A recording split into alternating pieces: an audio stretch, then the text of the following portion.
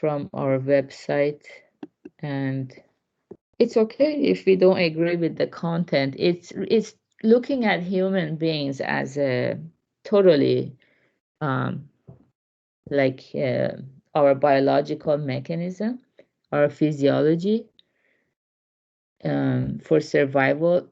And yeah, I want to pay respect to the author and the translator. They did this English translation just for us. So, and then we can have discussion in our one-on-one sessions or even in the meetup. Okay, so today we are here. Are we deeply reflecting on questions like, is what I currently desire truly worth pursuing? Is the path I'm aiming for the right one? The depth of such introspection and scrutiny is questionable. Whether walking or running, what matters most is the destination. If the goal is wrong or meaningless, the effort put into reaching it becomes worthless. Despite the fact that it's the goal that should be thoroughly considered, humans strangely don't think deeply about their goals. Pascal laments, "It is pitiful that everyone thinks only of means and not of ends."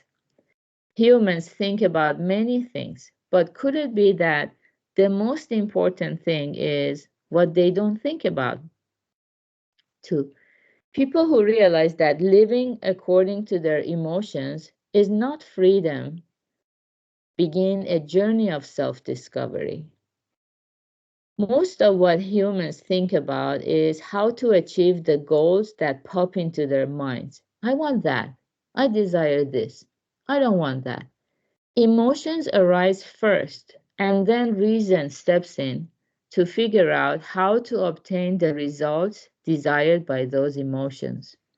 David Hume expressed this as, reason is and ought only to be the slave of the passions. Emotions are often much more powerful than reason, and they hold sway over us. While reason can illuminate our path, it lacks the power to move us. So reason, often powerless, yields to the dictates of emotions. Some might argue that living according to one's emotions is true freedom. However, Cicero argues that those who live at the whim of their desires are no different from someone being dominated by a man or a woman. They follow the orders dictated by their desires without a single word of objection. How can such individuals be considered free? People who are swept away by their emotions often fail to realize that living according to one's emotions is not freedom. Cicero defines freedom as being able to live in the way one desires.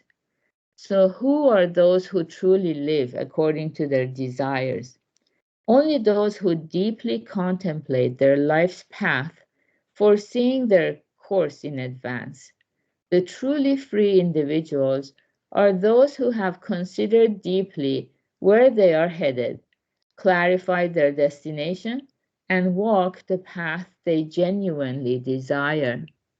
The essential thing is not to merely do what you want, but to understand what you should do, determine the right direction, and know what you genuinely desire.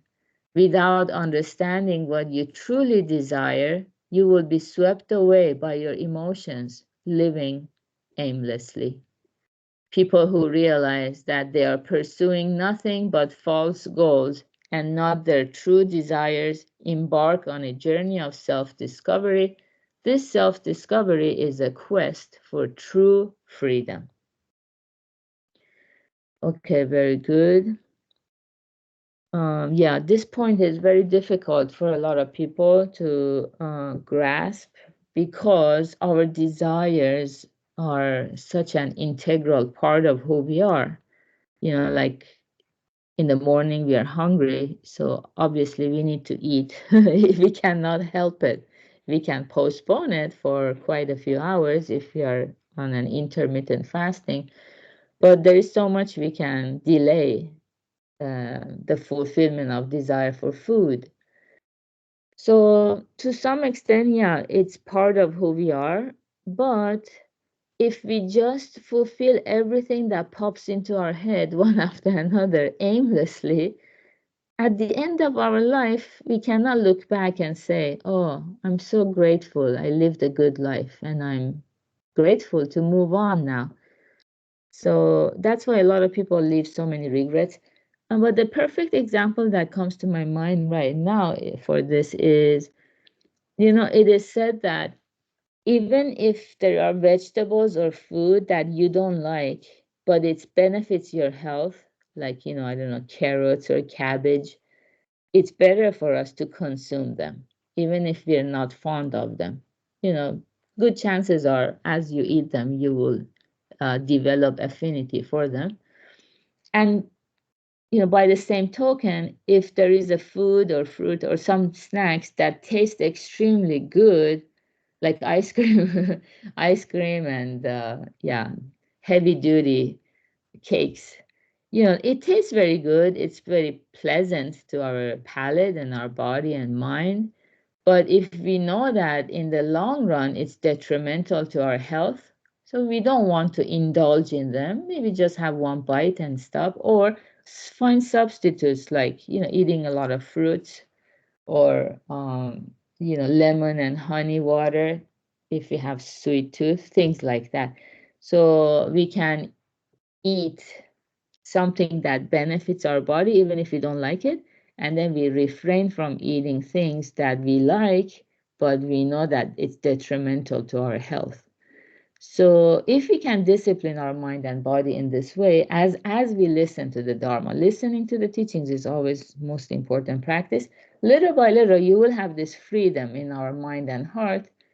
We see all these options available and we intentionally choose the path. And so we don't blame other people, we don't have that anger, and we can enjoy a world of no hindrance in the heart. So good job everyone for being here. We will have our advanced happiness course at 10 a.m. Pacific, and have a wonderful Saturday. Bye. Oh, yeah, also it's a webinar day, so if you have requested it, so you can receive it. Okay, bye.